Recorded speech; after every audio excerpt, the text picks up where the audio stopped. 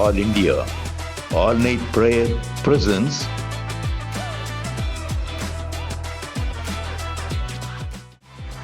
அர்ப்பணிப்பின் நேரம்.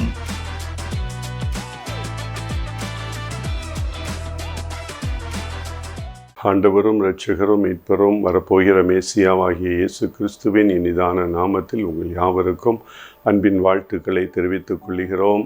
1972 என்னுடைய தகப்பனார் மறைந்த ஆபிரகாம் ராஜபாண்டியன் ஐயா மற்றும் தேவ ஊழியர்களால் ஆரம்பிக்கப்பட்டது தான் இந்திய தேசத்தின் எழுப்புதலுக்காய் சென்னை பட்டணத்தில் ஆரம்பிக்கப்பட்ட முழு இரவு ஜெபம். அதற்கு பின்பதாக என்னுடைய தகப்பனார் அந்த முழு இரவு ஜெபத்தை இந்தியாவினுடைய பல பட்டணங்களுக்கு, பல திருச்சபைகளுக்கு எடுத்து சென்றார்.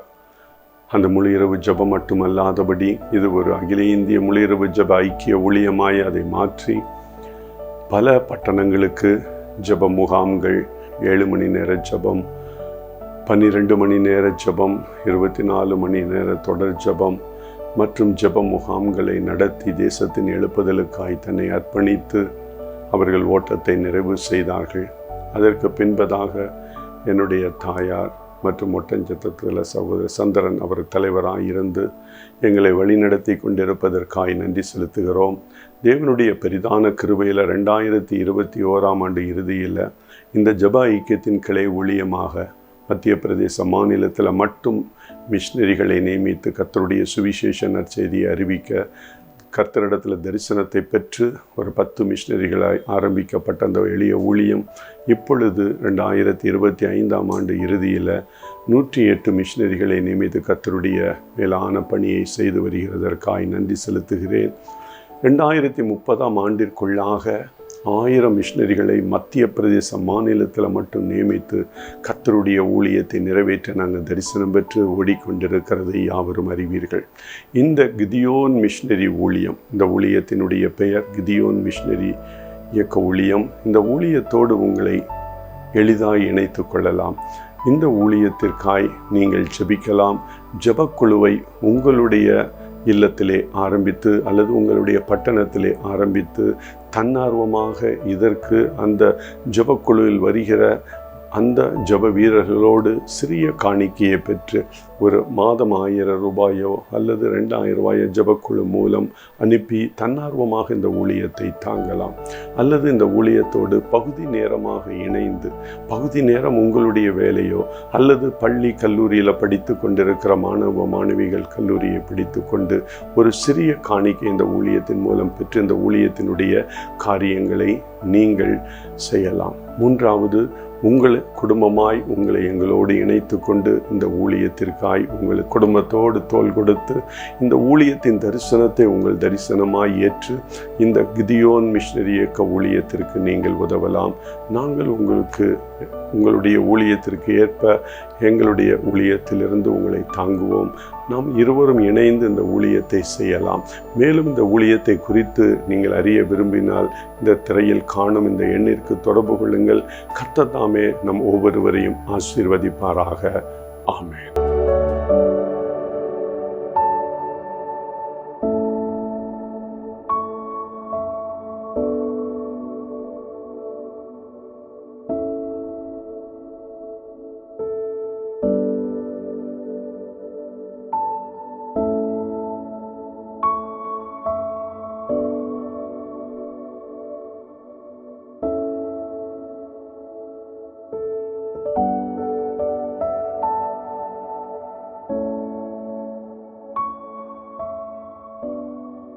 ஆண்டவரும் இரட்சகரும் மீட்பரும் வரப்போகிற மேசியாவாகிய இயேசு கிறிஸ்துவின் இனிதான நாமத்தில் உங்கள் யாவருக்கும் அகில இந்திய முழு இரவு ஜெப ஐக்கியத்தின் சார்பிலேயும் இந்த ஜெப ஐக்கியத்தின் மூலமாய் 2021 மத்திய பிரதேச மாநிலத்தில் நடந்து வருகிற கிதியோன் மிஷினரி இயக்க ஊழியத்தின் சார்பிலே அன்பின் வாழ்த்துக்களை தெரிவித்துக் கொள்கிறேன். கர்த்தருடைய ஆசீர்வாதம் எப்பொழுதும் உங்களுக்கும் உங்களுடைய குடும்பத்தையும் வழி நடத்தும்படியாய் நான் ஜெபிக்கிறேன். தேவனாகிய கர்த்தர் எங்களுடைய ஜெப ஊழியத்தை ஆசீர்வதித்து வருகிறதை நீங்கள் அறிகிறீர்கள். மத்திய பிரதேச மாநிலத்தில் இந்நாள் மட்டும் 108 மிஷினரிகளை அனுப்பி தேவனுடைய ஊழியத்தை நிறைவேற்றி வருகிறதையும் நீங்கள் அறிவீர்கள். 2030 ஆண்டுக்குள்ள இந்த மத்திய பிரதேச மாநிலத்தில் 1000 மிஷினரிகளை எழுப்பி ஒரு சுவிசேஷ மேகத்தினால் அந்த மாநிலத்தை நிரப்ப வேண்டும் என்று தேவனுடைய தரிசனத்தை பெற்று ஓடிக்கொண்டிருக்கிறோம். உங்களுடைய ஜெபங்களும் உங்களுடைய உதவிகளையும் நாங்கள் எதிர்பார்த்து காத்திருக்கிறோம். தேவன் உங்கள் மூலமாக ஒரு பெரிய காரியங்களை மத்திய பிரதேச மாநிலத்தில் செய்ய, நீங்கள் நெகேமியாவினுடைய கரங்களை அன்று யூதர்கள் பலப்படுத்தினது போல நீங்களும் எங்களுடைய கரங்களை பலப்படுத்த உங்களை அன்பாய் அழைக்கிறேன். இந்த நாளிலும் கர்த்தருடைய வார்த்தையை நம் 2 ராஜாக்கள் 20ஆம் அத்தியாயத்தின் முதல் 5 வசனங்களை பார்த்து தியானித்து கர்த்தருடைய ஆசீர்வாதத்தை பெற்றுக்கொள்வோம். எசேக்கியா ராஜா என்ற ஒரு ராஜா அந்த நாட்களிலே இஸ்ரவேல் தேசத்தை ஆண்டு கொண்டிருக்கிறதை யாவரும் நாம் அறிந்திருக்கிறோம். அந்த எசேக்கியா ராஜா தன்னுடைய வயது முதிர்ந்து ஒரு வியாதியினால் அவர் பாதிக்கப்பட்டிருந்தார். அந்த வியாதியின் கூறு அதிகரித்து கொண்டே செல்கிறது. அதே போல எசேக்கியா ராஜாவுக்கு அன்று நடந்த நிகழ்வை போல இன்றும் அநேகர் சரீரத்தில் பலவீனத்தோடு, அநேகர் சரீரத்தில் காணப்படுகிற வியாதியோடு போராடி கொண்டிருக்கிற நிலையில் இன்று நாம் பார்க்கிறோம். 30 வயதானாவே திடீரென்று இருதயத்தில் ஒரு பிரச்சனை. உங்களுக்கு 20 வயதிலே நரம்பு கோளாறு வருகிறது. மருத்துவரிடத்தில் சென்று அதற்கு ஆலோசனை பெற்று மருத்துவ உதவிகளை பெற்று அவர்கள் வாழ்க்கையை நீடித்து கொண்டிருக்கிறதை நம்ம பார்க்கிறோம். இப்பொழுது பாருங்க, எல்லா பட்டணங்களிலும் மையப்பகுதியிலிருந்து வெளியே வரும்போது மருத்துவமனை மருத்துவமனை மருத்துவமனை என்று அதிகமாகி கொண்டே இருக்கிற ஒரு காலகட்டத்தில் நம்ம வாழ்ந்து கொண்டிருக்கிறோம். புற்றீசல் போல மல்டி ஸ்பெஷாலிட்டி ஹாஸ்பிட்டல் எல்லா இடத்திலும் பெருகிக்கொண்டே இருக்கிறது. நம்ம தேசத்தில் மட்டுமல்ல, உலகெங்கும் இது நடந்து கொண்டிருக்கிறது. அதே போல வியாதியில் அந்த நாட்களிலே எசேக்கியா ராஜா அன்று அவதிப்பட்டு கொண்டிருக்கிறான். அவனுடைய வியாதி முற்றி மரணம் வரக்கூடிய ஒரு வேளையில் ஒரு தீர்க்கதரிசியை தேவன் அனுப்புகிறார். அந்த தீர்க்கதரிசியினுடைய பெயர் ஏசாயா. அவர் அந்த எசேக்கியா ராஜாவை சந்திக்கிறார். சந்தித்து எசேக்கியா ராஜாவை பார்த்து சொல்லுகிறார், உங்களுடைய வீட்டு காரியங்களை ஒழுங்குபடுத்தும் தேவனாகிய கர்த்தர் கொடுத்த நாட்கள் உங்களுக்கு முடிந்து விட்டது என்று சொல்லுகிறார். நம்ம ஒருவேளை அநேகருடைய வாழ்க்கையில் பார்க்கும்போது கணவன் மனைவி 2 பிள்ளைகள் அல்லது 3 பிள்ளைகள், 40 வயதில் திடீரென்று மனைவி இறந்து விடுவார்கள், திடீரென்று கணவன் இறந்து விடுவார்கள். என்ன செய்வது என்று திகைத்து கொண்டிருப்பாங்க. அப்படிப்பட்ட காலகட்டத்தில் இருக்கிற அவங்களுக்கு தான் தெரியும். 40 வயதில் கணவன் 70,000 ரூபா சம்பாதித்து கொண்டிருப்பார், 50,000 ரூபா சம்பாதித்து கொண்டிருப்பார். இந்த சகோதரி வீட்டில் இருந்து வீட்டு காரியங்களை கவனித்து கொண்டிருப்பாங்க. திடீரென்று மரணம், கணவன் இறந்து விட்டார். அந்த சகோதரிக்கு நினைவு என்ன வரும்னா, நான் எப்படி இந்த 2 பிள்ளைகளை வளர்த்து திருமணம் செய்து எப்படி சமாளிப்பேன்? அப்படி 50,000 போதாமல் இருந்துச்சு, இனி நான் என்ன செய்ய போகிறேன்? எனக்கு உடனே வேலை கிடைக்காது. வேலைக்கு போனாலும் ஒரு 10,000 15,000 தானே சம்பாதிக்க முடியும். ஆனால் பிள்ளைகள், ஐயோ இந்த செலவு அப்பா இருந்தால் இதை செய்வாங்களே, எங்கள் அப்பா இருந்தால் இதை வாங்கி கொடுப்பாங்களேன்னு அடம்பிடிப்பாங்களே, வளர வளர செலவு கொடுமே. என்னுடைய அண்ணன் எனக்கு உதவி செய்வானா? என் தகப்பன் இருக்கிறார், அவர் உதவி செய்வாரா? அவருக்கு வருமானம் இருந்தால் நிச்சயம் செய்வார், இல்லைன்னா என்னுடைய அக்கா செய்வாங்களா? அந்த அடக்கத்துக்கு முன்பாக அந்த சகோதரிக்கு இப்படி தான் எண்ணம் வரும். உள்ளத்துக்குள்ளே இன்னொன்று வரும், பேசாமல் என்னையும் சேர்த்து எடுத்துக்கோங்கப்பா, நானும் உங்களுடைய ராஜ்யத்துக்கு வந்துடுறேன். இப்படி பல போராட்டம். ஆனால் ஏசாயா சொல்லுகிறார், காரியத்தை ஒழுங்குபடுத்து. ஏன்னா அவர் ராஜா தன்னுடைய மகன் அந்த ராஜ ஸ்தானத்தில் ராஜாவை அபிஷேகம் பண்ணணும், அடுத்து பொறுப்புகள் கொடுக்கணும், தளபதிகள் நியமிக்கணும். ஒவ்வொரு ராஜாவுக்கு அநேக பொறுப்புகள். இந்த தமிழக அரசு மத்திய அரசு எடுத்தால் 48 துறைகள். அந்த துறைகள் மூலம் இந்தியாவை அவர்கள் என்ன செய்கிறார்கள்? நிர்வகித்து கொண்டிருக்கிறார்கள். அப்படி அந்த ராஜா எல்லா துறைகளுக்கும் தலைவர்களை ஏற்படுத்தணும். அடுத்து எதிரிகள் தாக்குவாங்க, அதை நம்ம எதிர்த்து போராடி வெற்றி பெறணும். பஞ்சம் வந்துடக்கூடாது, கொள்ளை நோய் வந்துடக்கூடாது, வந்தால் என்ன செய்யணும்? இப்படி காரியங்கள், ஒழுங்குபடுத்த வேண்டிய காரியங்கள் அநேகம். இந்த வார்த்தை யாரிடத்திலிருந்து வருதுன்னா, யெகோவா தேவனிடத்திலிருந்து வருது. எசேக்கியாவே போதும், நீ அநேக ஆண்டுகளாய் இந்த வியாதியில் கஷ்டப்பட்டுட்ட, இளைப்பாறுதலுக்குள்ளே பிரவேசிவா, போதும், காரியத்தை நீ ஒழுங்குபடுத்து என்று தீர்க்கதரிசி மூலம் சொல்லுகிறார். ஆனால் அவர் சொல்லுகிறார் 3ஆம் வசனத்தில், கர்த்தாவே, உமக்கு முன்பாக உண்மையும் உத்தமமாய் மன உத்தமமாய் நடந்து உமது பார்வைக்கு நலமானதை செய்தேன் என்பதை நினைத்தருளும். இன்னைக்கு அநேக பேர் வியாதியில் கஷ்டத்தில் இருக்கும்போது அதான் சொல்கிறாங்க, ஆண்டவரே, திருச்சபைக்கு தசமபாகம் கொடுக்குறேன், எங்கள் சிஎஸ்சி ஆலைக்கு எல்லா ஆலயத்திற்கு என்னென்ன உதவி செய்ய முடியுமோ செய்கிறேன், அநேக மிஷினரி ஸ்தாபனங்களுக்கு மிஷினரிகளை கொடுக்குறேன், என்னால் முடிந்த உதவிகள் நான் செய்கிறேனே, எனக்கு ஏன் இந்த வியாதி? ஏன் இந்த வியாதியினுடைய கூறுகள் அதிகரித்து கொண்டிருக்கிறது? நான் மரணத்தை நெருங்கி கொண்டிருக்கிறேன், ஏன்? எனக்கு இன்னும் சில ஆண்டுகள் நீங்கள் கொடுப்பீங்களா? நான் செய்ய வேண்டிய காரியம் இன்னும் இருக்கு, எனக்கு கொடுப்பீங்களா என்று அநேகர் கர்த்தரிடத்தில் மன்றாடி கொண்டிருக்கிறத பார்க்கிறோம். ஏன்னா வியாதி, அந்த வியாதியினுடைய கூறுகளை தாங்க முடியாமல் கவலையோடு கண்ணீரோடு எவ்வளவு பிரயாசம். சிலருக்கு நல்ல வசதி இருக்கும், ஒவ்வொரு மாதமும் 10,000 ரூபாய், 20,000, 50,000 ரூபாய்க்கு மாத்திரை வாங்கி சாப்பிடணும்.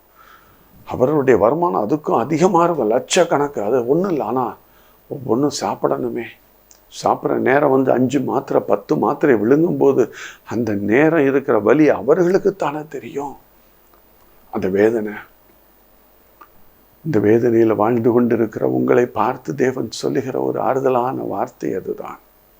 மகனே, மகளே, உனக்காக நான் அடிக்கப்பட்டேன், நீ ஆசீர்வாதமாய் இருப்பதற்காக நான் என்னை கிரயம் செலுத்தி இருக்கிறேன். நீ ஏன் பயப்படுகிறாய்? என்னுடைய தழும்புகள் உன்னை சுகமாக்கும். நீ கவலைப்படாதே, பயப்படாதே. நீ தண்ணீர்களை கடக்கும்போது நான் உன்னோடு இருப்பேன். நீ ஆறுகளை கடக்கும்போது அது உன்மேல் புரளுவதில்லை. ஆண்டவர் ஏன் அதை சொல்கிறாரு? நீ நிச்சயமாக தண்ணீரை கடக்கணும், இந்த வியாதியை அனுபவிக்கணும். ஆனால் அந்த வியாதி ஆறாய் மாறி வரும்போது அது உன்னை புரள வைக்காது. நான் உன் கூட இருக்கிறேன்.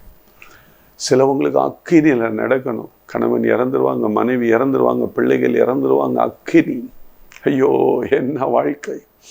எவ்வளவு சந்தோஷமாய் வாழ்ந்து கொண்டிருந்தோமே, யாருடைய கண் பட்டதோ தெரியலை, நாசமா போயிட்டோமே. எப்படி இருந்த குடும்பம், பையன் குடிகாரனாய் மாறிவிட்டான், பிள்ளை திருமணமாகி விவாகரத்தாகி வீட்டில் நிற்கிறாய், என்ன செய்வது? கலங்கி நிற்கிற அநேக குடும்பங்கள் இந்த வார்த்தைகளை கேட்டு நீங்கள் பலப்படும்படியாய் இயேசுவின் நாமத்தில் உங்களை ஆசீர்வதிக்கிறேன். அக்கினியில் நீ நடப்பாய், ஆனால் கர்த்தர் சொல்லுகிறார், நீ வேகாதிருப்பாய். கர்த்தர் சொல்லுகிற ஒரு நல்ல அருமையான வாக்குத்தத்தம், நீ வேகாதிருப்பாய். அக்கினி ஜுவாலை உன் பெயரில் பற்றாது. எந்த காரியம் உன்னை வருத்தப்படுத்தி கொண்டிருக்கிறதோ அதனுடைய வருத்தம், எது வருத்தப்படுது, அந்த காரியமே உனக்கு இல்லாதபடி செய்யக்கூடிய தெய்வம் நான். அப்படி என்றால் நம்ம தண்ணீர்களை கடக்கணும், ஆறுகளை கடக்கணும். அப்படி கடக்கும்போது தான் அவர் நம்மோடு இருப்பேன் என்று சொல்லுகிறார். நீ தண்ணீரை கடக்கும்போது நான் உன்னோடு இருப்பேன்ல. ஆறுகளை கடக்கும்போது அந்த ஆறினுடைய தண்ணீர் உன் மேலே புரளாதுதான். அவர் கூட வந்து அந்த ஆற்றில் அவர் நடந்து உன்னை சுமந்து கொண்டு அவர் நடக்கிற தெய்வம். அக்னியில் சாத்ராக், மேஷாக், ஆபேத்நேகோ உள்ள போடும்போது அந்த அக்னி ஏதாவது செய்ய முடிஞ்சுதா? அக்னியில் நீ நடக்கும்போது, பலவிதமான போராட்டத்தில் நீ இருக்கும்போது, 1-2 போராட்டம் இல்லை, பலவிதமான போராட்டத்தில் இருக்கும்போது நான் உன் கூட இருப்பேன் என்று சொல்லுகிறார். அதன் பவுலடிகிறார், சொல்லுகிறார், என் பலவீனத்துக்காய் நான் 3 முறை ஜெபித்தேன். ஆண்டவர் சொன்னார், என் கிருபை உனக்கு போதும். அதனால என் பலவீனத்தில் என் கர்த்தருடைய பலம் எப்பொழுதும் கூட இருக்குன்னு சொல்லி நான் அதற்காக சந்தோஷப்படுகிறேன் என்று சொல்லுகிறார். ஆனால் உங்களை பார்த்து கர்த்தர் சொல்லுகிறார், நீ கவலைப்படாத, எனக்கு முன்பாய் நீ உத்தமனாய் இருந்தாய் அல்லவா, எத்தனை மிஷனரிகளை நீ ஆதரித்தாய் அல்லவா, உன்னை நான் கைவிடப் போவதில்லை. உன் மன விருப்பம் என்ன? ஆண்டவரே, ஏன் என்னை எடுத்துக்கொள்ள விரும்புகிறேன்? இந்த வியாதியின் கூற உம்மால் முற்றிலும் அகற்ற முடியாதா? என்னை எப்படியாவது கீழே விழத்தள்ளி என்னை மரணத்துக்குள்ளாக என்னை பிரவேசிக்க வைக்க வேண்டும் என்று ஒரு வியாதி என்னை போராடி கொண்டிருக்கிறதே. நீர் என்னுடைய வார்த்தையை கேளுங்கப்பா, என்னுடைய ஜெபத்தை நீங்கள் கேளுங்க. எங்கப்பா இருக்கிறீங்க? அருமையாய் ஆண்டவரே எனக்காக கிருபையாய் இறங்கி வாரோம் என்று நம்ம விண்ணப்பம் செய்கிறோம். அன்றா எசேக்கியா ராஜா உடனடியாய் ஓடுகிறான், செவர் மேலே சாஞ்சிக்கிட்டான், செவரை முட்டி முட்டி, அப்பா நான் என்ன தவறு செய்தேன்? What wrong with me? Why did you allow this things happen in my life, in my family's life? Why what I did wrong? நான் என்ன தவறு செய்தேன்ப்பா சொல்லுங்க, திருத்திக் கொள்கிறேன். இது என்னால் சுமக்க முடியலையே, இந்த பாரத்தை என்னால் ஏற்றுக்கொள்ள முடியலையே, ஏன் எனக்கு இந்த மரணம் சஞ்சரிக்கணும்? தீர்க்கன்னு சொல்லுகிறோம், காரியத்தை ஒழுங்குபடுத்து என்று சொல்லுகிறோம். ஒழுங்குபடுத்துகிற சூழல் இல்லை. I need some more years. என் குடும்பத்தை நான் ஒழுங்குபடுத்த இன்னும் சில ஆண்டுகள் தேவைப்பா. இருதய நோய் என்னை வாட்டி கொண்டிருக்கிறது, நுரையீரல் நோய் என்னை வாட்டி கொண்டிருக்கிறது. அநேகர் சொல்லலாம், வீசிங் ட்ரபிள், ஐயோ மறிக்கும் தருவாயில் போகிறேன். உங்களை பார்த்து கர்த்தர் சொல்லுகிறார், திகையாதே, கலங்காதே, நான் உன் தேவன், உனக்காக நான் அடிக்கப்பட்டேன், உன்னுடைய ஆசீர்வாதத்துக்காய் நான் என்னை அர்ப்பணித்தேன். சிலுவையினுடைய காட்சிகள் உங்கள் கண்கள் முன்பாக வருகிறதா? நான் உனக்காக பாடுபட்டேன், நான் உனக்காக அடிக்கப்பட்டேன் அல்லவா? நீ ஏன் கலங்கி கொண்டிருக்கிறாய்? நீ ஏன் கலங்கி கொண்டிருக்கிறாய்? எத்தனையோ விதமான கலக்கம் நம்முடைய வாழ்க்கையில் வரும் அல்லவா? அந்த கலக்கம் உன்னையும் கலக்கி கொண்டிருக்கிறதா? யோசித்து பாருங்கள். அநேகர் பலவிதமான கலக்கத்தில் இந்த வார்த்தைகளை நீங்கள் கேட்டுக்கொண்டிருக்கிறீர்கள் அல்லவா?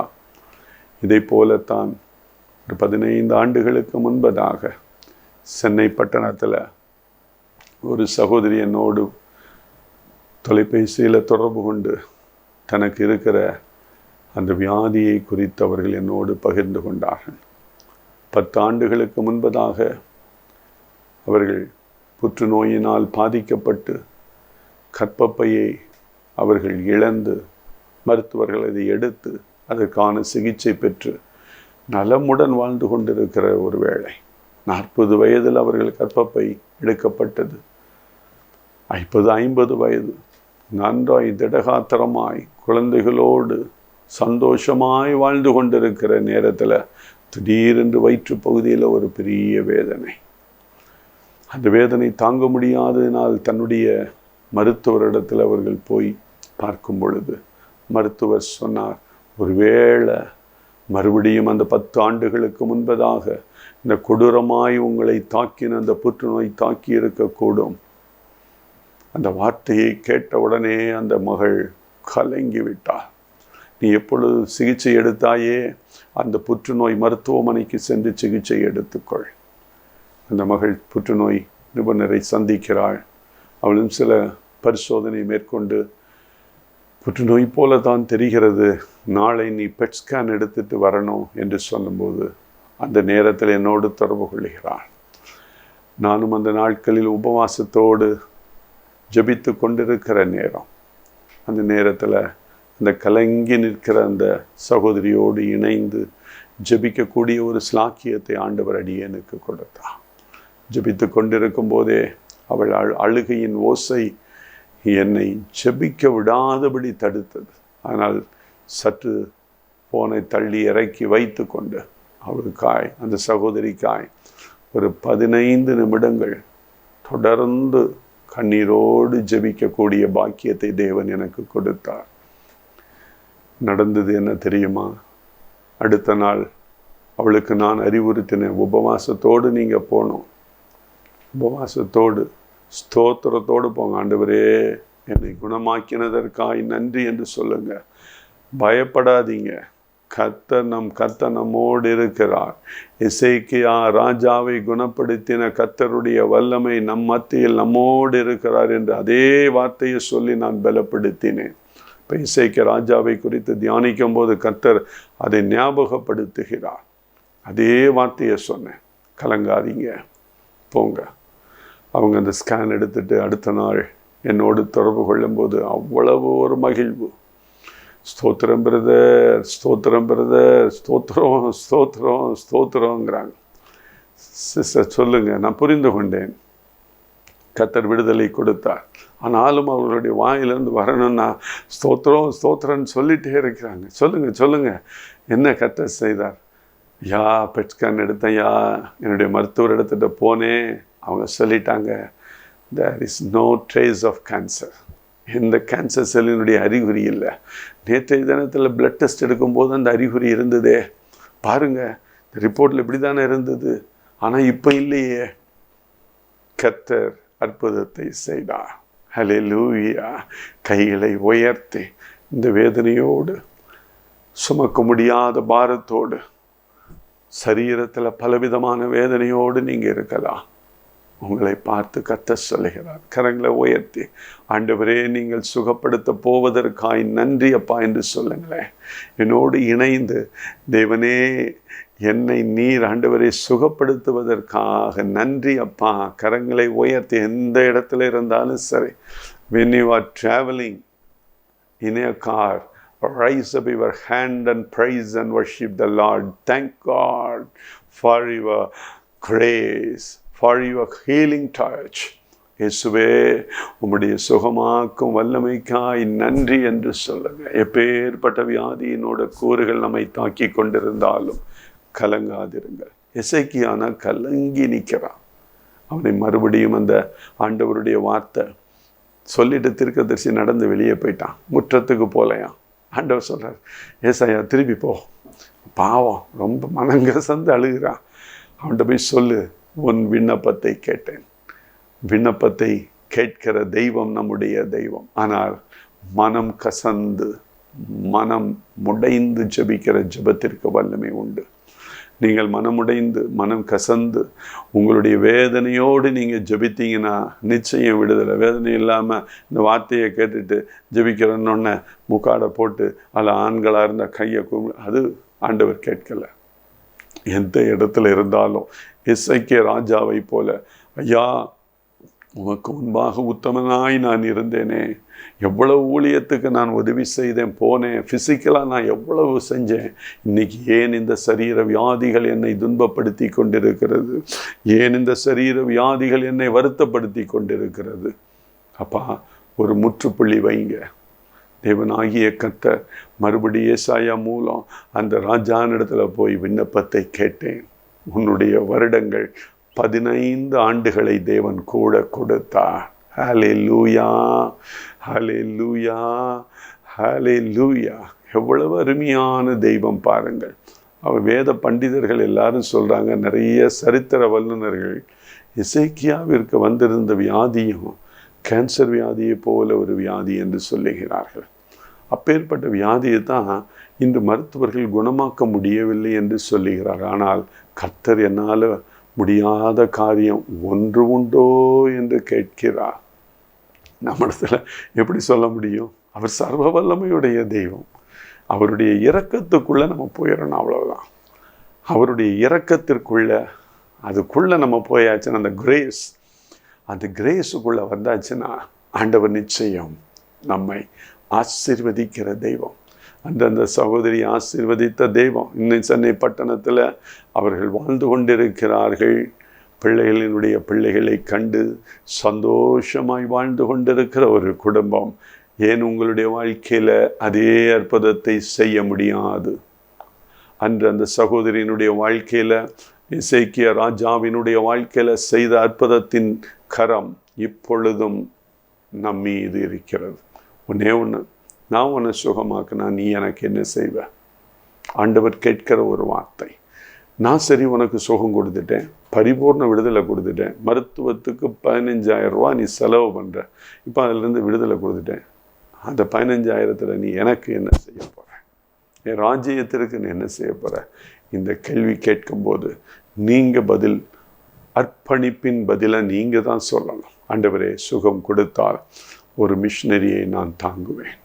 சுகம் கொடுத்தாலும் சரி, கொடுக்கலனாலும் சரி, நான் அர்ப்பணிக்கிற ஆண்டவரே, உம்முடைய ஊழியத்திற்கென்று என்னையே நான் அர்ப்பணிக்கிறேன்.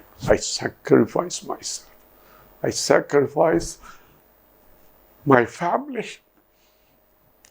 என்னுடைய வாழ்க்கையை நான் அர்ப்பணிக்கிறேன்ப்பா. பணம் ஒன்றும் இல்லையா, இது நீங்கள் கொடுக்கறது. I will give it back to you.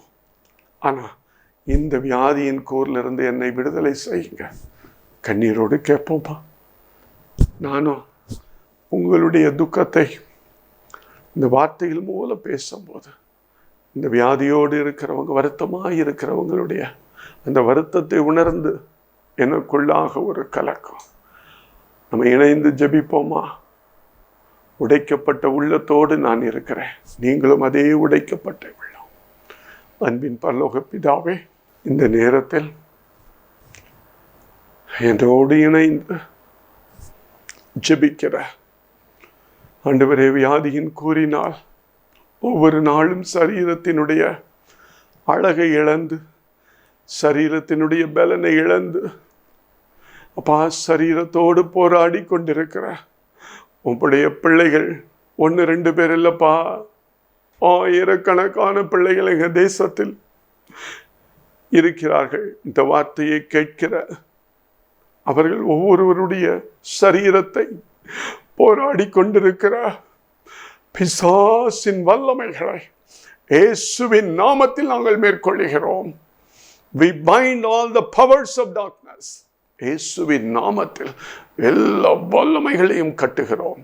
அன்று எசேக்கியா ராஜாவினுடைய அப்பா சரீரத்தை பாழ்படுத்தி அன்று மரணிக்க வேண்டிய அந்த ராஜாவிற்கு நீர் அந்த மரணத்தை பார்த்து, மரணமே உன் கூரெங்கே என்று சொன்ன அந்த வார்த்தை இன்று மரணத்தோடு போராடி கொண்டிருக்கிற ஆண்டவரே, என்னோடு ஜெபத்தில் கண்ணீரை வடித்து கொண்டிருக்கிற உம்முடைய பிள்ளைகளுக்கு நீர் விடுதலை தாரும்.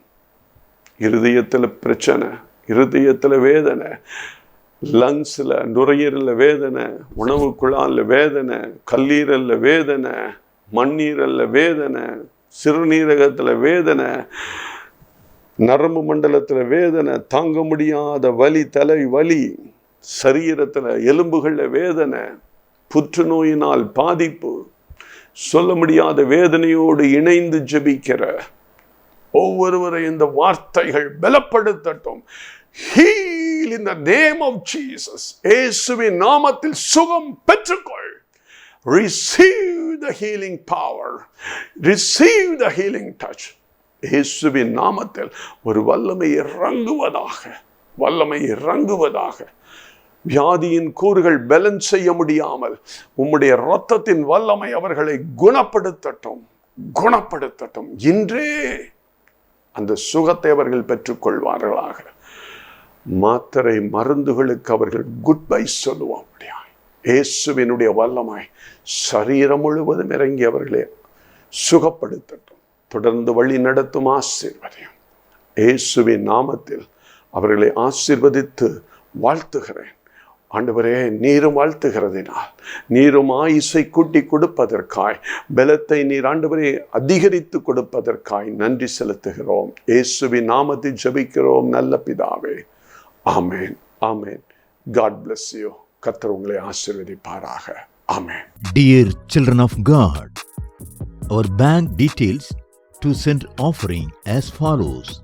Our account name, All India All Night Prayer Fellowship, bank name Indian Overseas Bank, account number 065101000006743, IFSC code IOBA 4444651. Our GPay and cell phone number 8825809981. Below address for sending prayer request, testimony, subscription, offering. Check DD Monthly Magazine. For more details and contact All Night Prayer Fellowship, number 487, Pavalamalli Street, Gomadhipuram, 6th Main, Madurai 20. Contact WhatsApp number 83004 48022.